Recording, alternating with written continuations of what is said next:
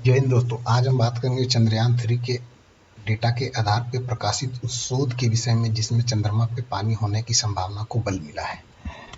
तो आइए हम वीडियो को शुरू करते हैं, साथ में जानेंगे कि कैसे चंद्रमा से पृथ्वी पे डेटा को भेजा जाता है और चंद्रयान 3 में किस टेक्निक का यूज किया गया है और पूरा प्रोसेस को समझेंगे स्टेप बाय स्टेप। तो चंद्रयान 3 बेसिकली क्या है, इसमें दो मॉड्यूल होते हैं, एक होता है प्रोपल्सन मॉड्यूल, एक होता है लैंडर और उसके साथ रोवर लगा होता है, वो वाला दो मॉड्यूल होता है। तो प्रोपल्सन मॉड्यूल का काम होता है कि चंद्रयान को जो है वो पृथ्वी की कक्ष से लेकर चंद्रमा की कक्ष तक ले जाना, वो एक कैरियर का काम करता है। उसके बाद से वहां से फिर लैंडर जो है वो चंद्रमा के कक्ष पे जाता है, वहां से रोवर उतरता है और वो डेटा इकट्ठा करके पृथ्वी पे भेजता है। कैसे होता है पूरा प्रोसेस, आइए इस बात को हम समझते हैं। चंद्रयान 3 मिशन एग्जीक्यूट कैसे हुआ, आप इस डायग्राम के माध्यम से भली भांति समझ सकते हैं। तो सबसे पहले देखिए, एक नंबर में क्या है, यहाँ पे देख रहे हैं पृथ्वी है अपना और यहाँ पे चंद्रमा है, तो यहाँ से यहाँ कैसे जाएगा। तो सबसे पहले ये लॉन्च हुआ 14 जुलाई 2023 को। लॉन्च होने के बाद ये आप देख सकते हैं, ये पृथ्वी के अलग अलग ऑर्बिट में, बढ़ते हुए ऑर्बिट में घूमना शुरू कर दिया। तो एक समय जब ऐसा आता है, इसका ऑर्बिट इतना ज़्यादा बढ़ जाता है कि यह पृथ्वी के गुरुत्वाकर्षण से बाहर हो जाता है। बाहर होने के बाद ये चला जाता है ट्रांस लूनर इंजेक्शन, इसको बोलते हैं। जो 2 नंबर यहाँ पे देख रहे हैं, यहाँ से चला गया ट्रांस लूनर इंजेक्शन, मतलब पृथ्वी के कक्ष से बाहर हो गया। अब यहाँ पे जाएगा 3 नंबर, 4 दिन बाद ये, फिर ये जो 3 नंबर देख रहे हैं ये चला जाता है फिर चंद्रमा के कक्ष में। इस चंद्रमा के कक्ष में कब एंट्री मारता है, 5 अगस्त को। अब वहां से फिर क्या करता है, फिर से ये चंद्रमा के कक्ष में घूमने लगता है। अब यहाँ पे उल्टा होता है, पृथ्वी में क्या हो रहा था, धीरे धीरे इसका ऑर्बिट बढ़ रहा था, यहाँ पे क्या है, बड़ा ऑर्बिट से धीरे धीरे छोटा ऑर्बिट में होगा और बाद में ये इलिप्टिकल से एकदम ऑलमोस्ट सर्कुलर ऑर्बिट में आ जाएगा, तकरीबन 100 किलोमीटर के रेडियस में।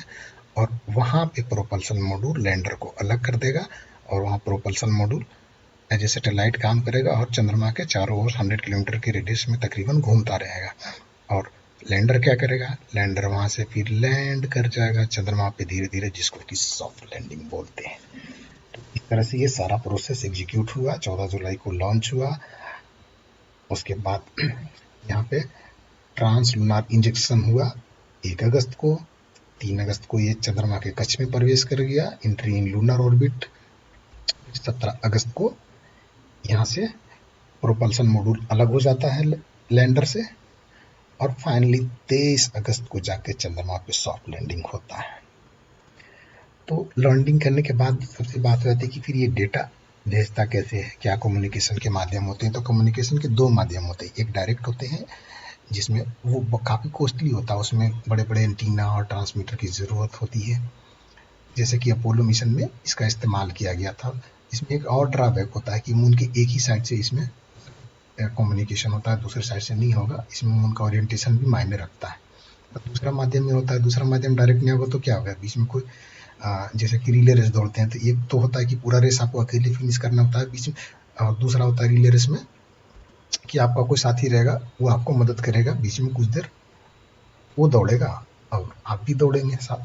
आपका 2 साथी रहेगा तो और भी ज़्यादा हो जाएगा, आसान आपके लिए। इस तरह से ये होता है, तो इसमें डेटा का लॉस कम होता है। तो चंद्रयान 3 में देखिए एग्जैक्टली हुआ कैसे कम्युनिकेशन। तो ये आप देख रहे हैं, मान लीजिए काल्पनिक रूप से, ये मान लीजिए कि रोवर है अपना, प्रज्ञान रोवर, ये मान लीजिए लैंडर है, और ये मान लीजिए कि आपका जो प्रोपल्सन मॉड्यूल है पृथ्वी के चारों ओर मान लीजिए कि घूमेगा। तो प्रोपल्सन मॉड्यूल तो डायरेक्टली जो हमारा डीप स्टेशन नेटवर्क है बेंगलुरु में, उसको डेटा भेज सकता है, अभी भी भेज सकता है, वो कोई दिक्कत नहीं है। उसके बाद जो लैंडर मॉड्यूल है, तो लैंडर मॉड्यूल जो होता है वो भी डीप नेटवर्क को कब भेजना शुरू करेगा, जब वो प्रोपल्सन मॉड्यूल से अलग हो जाएगा, तब उसने भेजना शुरू किया। वहां तक तो जब साथ में था ही प्रोपल्सन मॉड्यूल तो ही भेज रहा था, आज भी भेज सकता है प्रोपल्सन मॉड्यूल। उसके बाद जब वहां पे लैंड कर गया तो लैंडर अपना डेटा डीप स्टेशन नेटवर्क को भेज रहा है। उसके बाद फिर वो रोवर से भी कम्युनिकेट कर रहा है, तो रोवर सिर्फ लैंडर से ही कम्युनिकेट कर सकता है, वो डायरेक्टली डीप स्टेशन नेटवर्क को डेटा नहीं भेज सकता है। वो पहले लैंडर को भेजेगा, लैंडर धरती पे स्टेशन नेटवर्क जो बेंगलुरु में है वहाँ पे डेटा भेजेगा। तो इस तरह से चंद्रयान का डेटा पृथ्वी पे डीप स्टेशन नेटवर्क जो कि हमारा बेंगलुरु में वहाँ पे रिसीव होता है। रिसीव होने के बाद उस डेटा पे हमारे वैज्ञानिक काम करते हैं।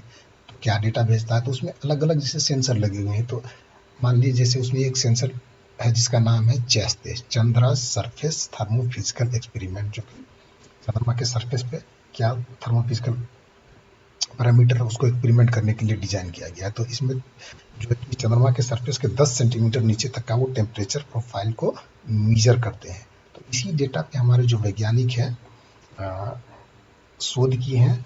वो जो शोध है वो पब्लिश हुआ कम्युनिकेशन अर्थ एंड इन्वायरमेंट नाम के एक जर्नल में। तो इस जर्नल में ये बताया गया है कि highest surface temperature near south polar region of the moon measured by ChaSTE experiment on board Chandrayaan, ये उनका टाइटल है। मुख्य जो बातें हैं वो आपको मैं सरल भाषा में बताता हूँ। तो जहाँ पे चंद्रमा के सरफेस पे टेम्परेचर 330 केल्विन होने का अनुमान था, वहाँ पे अगर 6 डिग्री से टुवर्ड सन को डिवाइस को मोड़ा जाता है तो 355 केल्विन तक टेम्परेचर बढ़ जाता है।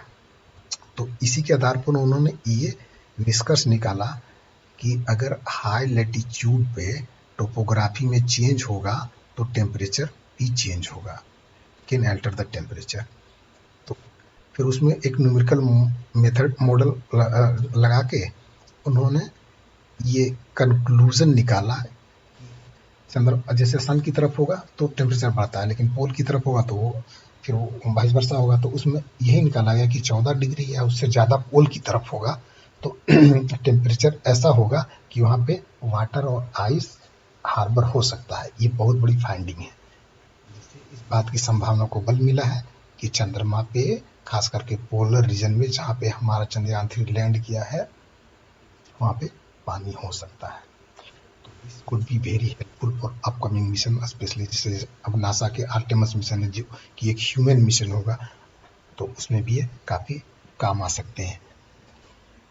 तो इस वीडियो में बस इतना ही। कैसी लगी जानकारी? अगर आपको अच्छी लगी तो हमारे चैनल को लाइक कीजिए, सब्सक्राइब कीजिए और हमारे वैज्ञानिकों का धन्यवाद कीजिए। जय हिंद।